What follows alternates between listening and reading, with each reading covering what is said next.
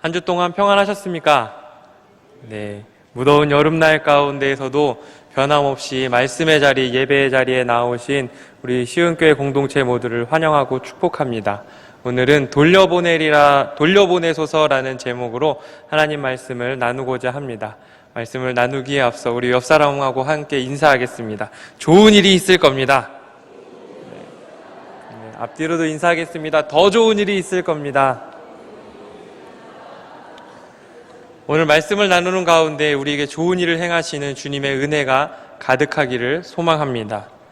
예전에 일본에서 견습선교사로 섬기던 시절에, 사역하던 시절에 교토를 방문할 기회가 있었습니다.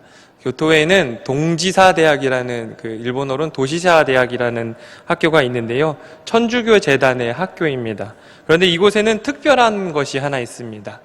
혹시 가보신 분이 있는지도 모르겠습니다. 윤동주 10위가 이곳에 있습니다. 우연히 알게 된 그곳을 방문했을 때는 이미 많은 사람들이 윤동주 10위를 방문을 해서 추모객들이 다녀왔는지 태극기도 놓여 있었고 소주 한 잔, 한국 돈, 한국 담배, 여러 가지 등 이렇게 추모 물품들이 놓여져 있었습니다. 윤동주는 교토 이 동지사대학에서 영문과에서 공부를 했는데요. 모두가 굶주림을 친구 삼아서 힘겹게 살아가고 있던 그 시절, 일본에서 공부하던 그는 조국에 대한 아픔을 가지고 살았습니다. 그때 그는 늘 이 제국에서 공부하는 것이, 일본에서 공부하는 것이 한국에 대해서, 조국에 대해 굉장한 죄송스러운 마음을 가지고 있었습니다. 때로는 시가 너무 쉽게 쓰여지는 것에 부끄러워했고, 식민국 청년의 무력감과 절망을 시에 이렇게 담아냈습니다. 나는 무엇을 바라, 나는 다만 홀로 침전하는 것일까? 인생은 살기 어렵다는데 시가 이렇게 쉽게 쓰여지는 것은 부끄러운 일이다. 제국주의는 이러한 청년을 용서하지 않았고 1943년 여름방학을 맞아서 고향에 가려고 준비했던 이 윤동주를 독립운동 혐의로 검거하게 되었습니다. 교토지방법원에서 2년형을 받은 윤동주는 후쿠오카 형무소에서 수감되어서 옥살이를 하다가 의문의 주사를 맞으면서 또한 생체 실험을 당하면서 그렇게 꽃다운 나이에 옥사하게 되었습니다. 분명 그 시절 이렇게 억울하고 안타까운 죽음이 시인 윤동주뿐만은 아니었을 것입니다. 지금 이 자리에는 그 암울하고 그 억울했던 순간을 몸소 경험한 분들도, 우리 성도님들도 적지 않을 것 같습니다.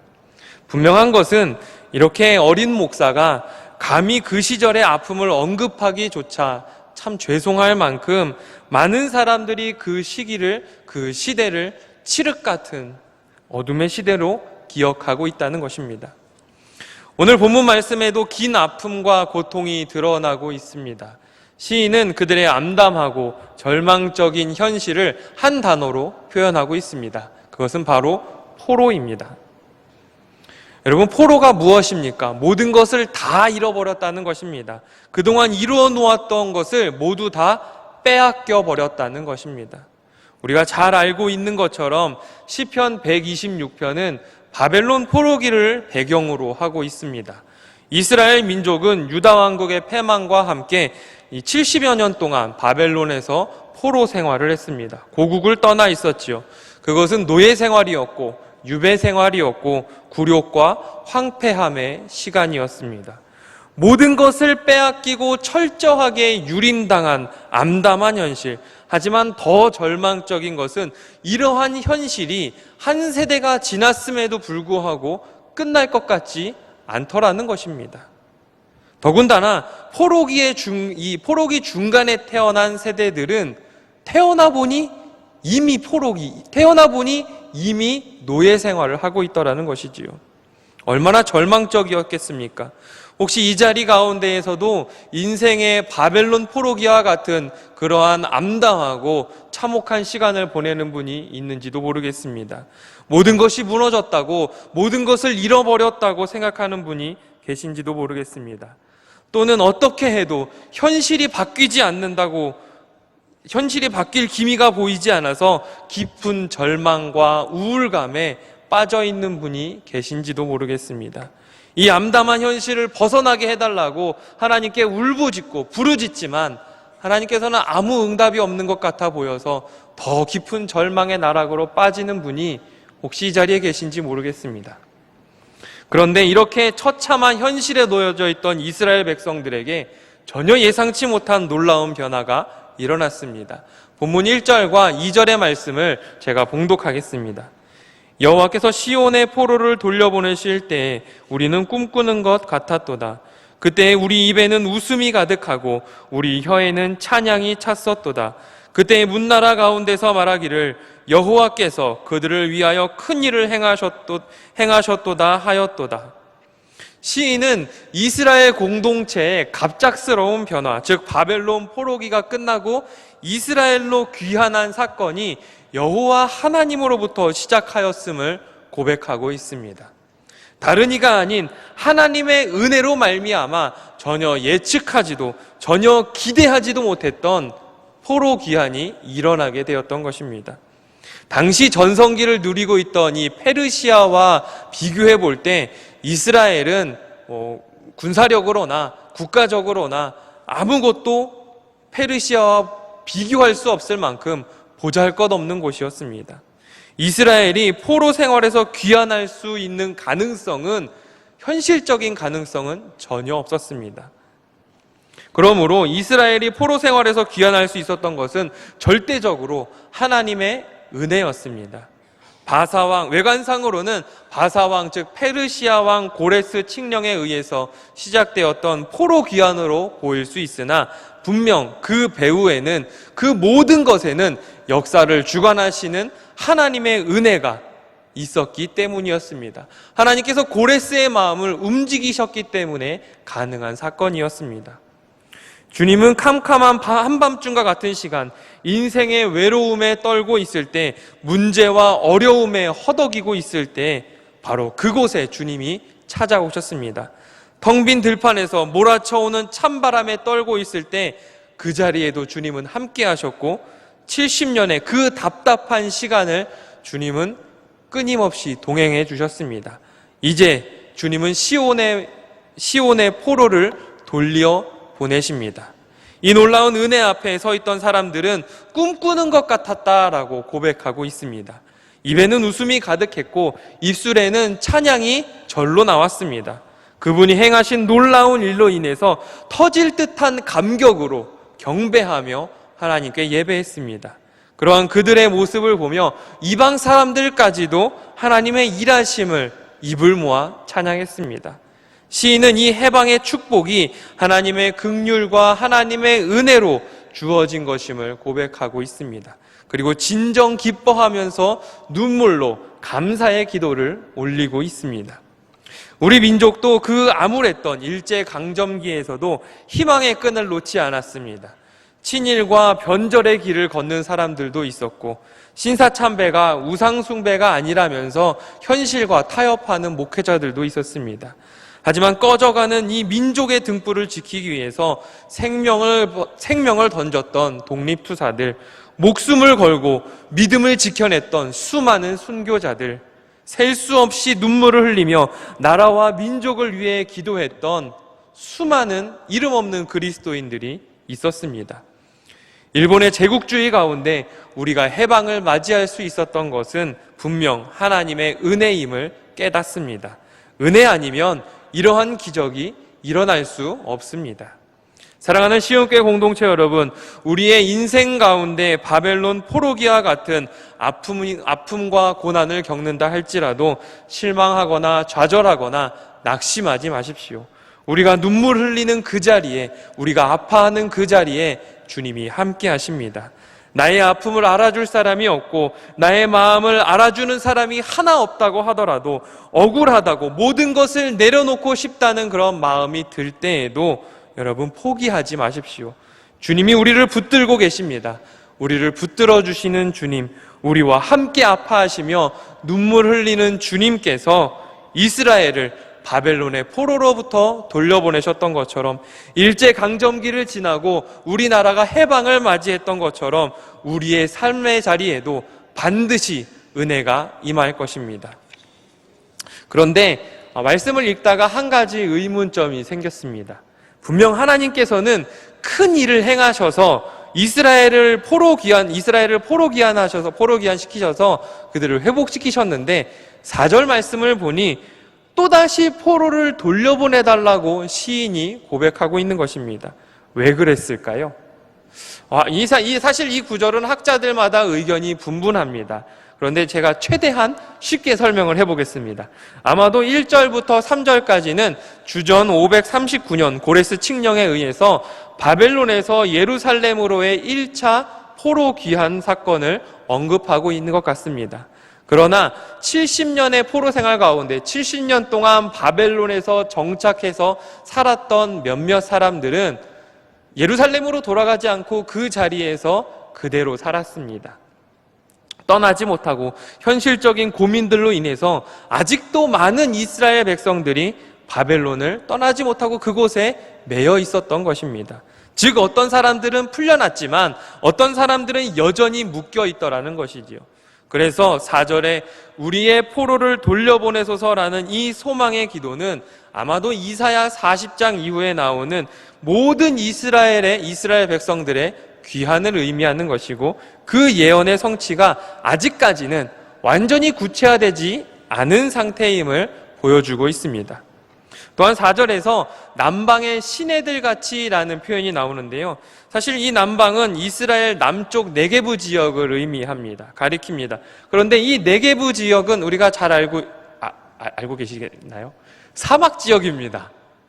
이곳에는 시냇가는커녕 이 물줄기조차도 찾아보기가 힘든 아주 바짝 메마른 땅입니다. 그런데 우기가 되어서 비가 내리기 시작하면 아무것도 없던 그 자리에 마치 홍수가 난 것처럼 큰 강이 생기게 됩니다. 물살은 또 얼마나 센지 우리의 상상을 초월하는 큰 강이 네게부 사막 지역에 흐르게 되더라는 것입니다. 이러한 변화를 누가 일으킬 수 있겠습니까? 하늘에서 비가 내릴 때, 즉 하나님이 베푸신 은혜로만 가능합니다. 그러므로 시인은 기적의 시작이 은혜임을 깨달았고 시작뿐만 아니라 온전한 회복에 이르기까지도 은혜가 끊임없이 우리의 삶 가운데 필요함을 노래하고 있는 것입니다. 성도님들, 우리가 신앙생활을 하면서 하나님 이것 좀 해주세요라고 그렇게 기도하는 것들이 참 많이 있으시지요. 그런데 그 문제가 해결되고 나면 하나님을 잊을 때가 여러분 얼마나 많이 있습니까? 우리가 오늘 찬양했던 것처럼 은혜 아니면 살아갈 수 없다고, 우리가 살아가는 호흡마저도 주님의 것이라고 고백하고 있는데, 그렇게 말하고 고백하면서도 금세 다시 교만해져서 그 은혜를 잊고 살 때가 여러분 얼마나 많이 있습니까? 반대로 시작된 은혜에 잠시 기뻐하지만 아직 완성되지 않은 그 은혜로 인해서 낙심하거나 원망할 때가 여러분 얼마나 많이 있습니까? 은혜는 분명 그것을 받을 힘도 능력도 심지어 자격도 없는 이들에게 주어지는 선물과도 같은 것입니다. 그래서 우리는 은혜의 때와 시기도 그 장소도 사실은 알 수가 없습니다. 또 한 가지 중요한 사실은 하나님께서는 은혜를 주신과 동시에 우리에게 사명도 허락하신다는 것입니다. 주님은 은혜만 주시지도 않고요, 사명만 강요하시지도 않습니다. 은혜를 주시고 그것을 감당할 사명도 주신다는 것입니다. 바벨론 포로기를 끝내고 이스라엘을 회복시키신 하나님, 일제강점기를 끝내고 우리나라를 해방시키신 하나님, 또한 암울한 현실에서 우리와 함께 눈물 흘리시며 우리와 동행하시고 우리의 고통의 눈물을 기쁨의 눈물로 바꿔주실 주님은 분명히 은혜의 하나님이십니다. 그렇다면 그 은혜의 하나님께서 오늘 시편 126편 기자에게, 이스라엘 백성들에게, 또 오늘 우리에게 주시는 사명은 무엇일까요? 하나님께서는 시작된 은혜와 아직 완성되지 않은 은혜 가운데 우리의 사명을 주셨습니다. 이 사명, 우리가 감당할 사명이 과연 무엇일까요? 우리 그리스도인들이 어떻게 살아야 할까요? 크고 놀라운 은혜에 감격하여서 찬양을 올려드리던 시인이 갑자기 벌떡 일어납니다. 찬양하면서 다짐합니다. 지금은 비록 눈물을 흘리더라도, 지금은 비록 울고 있더라도, 지금은 비록 슬픔의 삶이라 하더라도 내가 씨를 뿌리리라. 실제로 이스라엘 백성들이 시온 즉 예루살렘으로 돌아왔을 때 그곳은 다시 경작하기 힘들 정도로 황폐화되어 있었습니다. 너무 오랫동안 경작하지 않고 방치되어 있었기 때문이지요. 식물을 재배하는 것은 고사하고 파종을 하는 것도 사실은 어려웠습니다. 하지만 그들은 좌절하거나 낙심하거나 원망하지 않았습니다. 그들이 눈물을 흘리며 씨를 뿌리고 기다리면 반드시 은혜가 완성되어 기쁨으로 단을 거둘 것이라는 그 확신과 소망과 믿음이 있었기 때문입니다. 사실 저는 농사에 대해서 잘 알지는 못합니다. 그러나 토마토 농사를 지으시는 저희 부모님의 모습을 보면서 이 농부가 씨를 뿌리는 마음이 어떠한 마음인지, 어떠한 심정인지를 알게 되었습니다. 그것은 바로 인내입니다. 파종한 씨앗이 열매를 기다리기까지 얼마나 많은 이 농부의 손길과 보살핌이 필요합니까? 또 얼마나 긴 기다림이 필요합니까? 그러나 은혜가 있으면, 은혜만 붙들면 지금은 바로 울며 씨를 뿌린다 할지라도 반드시 기쁨으로 추수의 때를 맞이할 때가 올 것입니다. 사랑하는 시흥교회 공동체 여러분, 인생의 고난이 올 때 그 고난을 극복하는 방법은 은혜밖에 없습니다. 우리의 힘으로, 우리의 지혜로 어떻게든 살아보려고 여러분 아등바등하지 마십시오. 비록 우리가 고난의 시기를 보내고 있다 할지라도 주님은 주님의 시간에 주님의 방법대로 반드시 은혜를 허락해 주실 것입니다. 지금도 우리 곁에서 우리와 함께 슬퍼하시고 우리의 눈물을 닦으시는 주님은 반드시 우리를 회복시켜 주실 것입니다. 그 은혜의 시간을 인내함으로써 기다리며 겸손하게 주님의 도우심을 구하는 저와 여러분들이 되시기를 소망합니다. 이 회복의 은혜를 기억하고 기대하면서 우리에게 맡겨진 사명이 있습니다. 인내함으로 씨를 뿌리는 것입니다. 작은 나라, 작은 민족을 일으켜 세우신 하나님께서 이 민족 가운데, 또한 우리 민족 가운데 시흥교회 가운데 부탁하신 씨주머니가 있습니다. 세계 선교 사명을 주님께서 우리에게 주셨고 나라와 민족을 넘어서 평화를 위해 기도하는 그 기도의 사명을 우리에게 주셨습니다. 원수를 사랑하라는 마음으로 일본과 화해를 추구하도록 하셨습니다. 선으로 악을 이기라는 그 말씀에 의지해서 일본 선교에 나서도록, 일본 선교에 앞장서도록 우리를 사용하셨습니다. 화평케 하는 자가 되어서 하나님의 아들이라 일컬음을 받기를 꿈꾸게 하셨습니다. 또한 남과 북이 전쟁의 아픔을 그치고 평화롭게 통일을 이루도록 기도하는 기도의 사명도 우리에게 주셨습니다. 우리 시흥교회에는 이 지역사회를 돌보라고, 지역의 아픔과 눈물에 공감하라고 힘든 이들을 찾아가 돕는 씨주머니를 우리에게 맡기셨습니다. 굶고 학대당하는 아이들, 제대로 교육받지 못하는 아이들을 돌아보라고 다음 세대를 우리 교회에 맡기셨습니다. 비록 변화는 더디어 보여도 우리는 인내하며 이 씨앗을 끊임없이 뿌려야 합니다. 사랑하는 시흥교회 공동체 여러분, 하나님은 자격 없는 우리에게 은혜를 베풀어 주셨습니다. 그 은혜의 때는 이미 시작되었습니다. 때로는 하나님이 주신 그 은혜가 빠르게 성취되지 않는다고, 내가 원하는 방향이 아니라고 낙심하지 않기를 축복합니다. 우리를 온전케 하시는 주님의 은혜를 인내하며 기다리면 하나님께서는 하나님의 때에 하나님의 방법대로 반드시 은혜를 완성시켜 주실 것입니다. 또한 주님은 은혜를 주시며 우리에게 사명도 주십니다. 주님은 우리에게 평화와 복음 전파의 사명을 주셨습니다. 이 귀한 사명들, 지금은 비록 눈물을 흘리며 씨를 뿌리는 것과 같은 이러한 수고와 아픔이 있지만 반드시 거두는 은혜가 있을 것입니다. 우리가 이 사명을 열심으로 충성으로 감당하여 주님 앞에 서는 그날 모두 칭찬받는 주님의 일꾼이 되기를 축복합니다. 함께 기도하겠습니다. 살아계신 하나님, 억압당하고 아픔당했던 우리 민족을 해방시켜 주시고 또한 죄와 사망의 권세에서 우리를 살리셔서 하나님의 자녀 삼아 주심을 감사드립니다.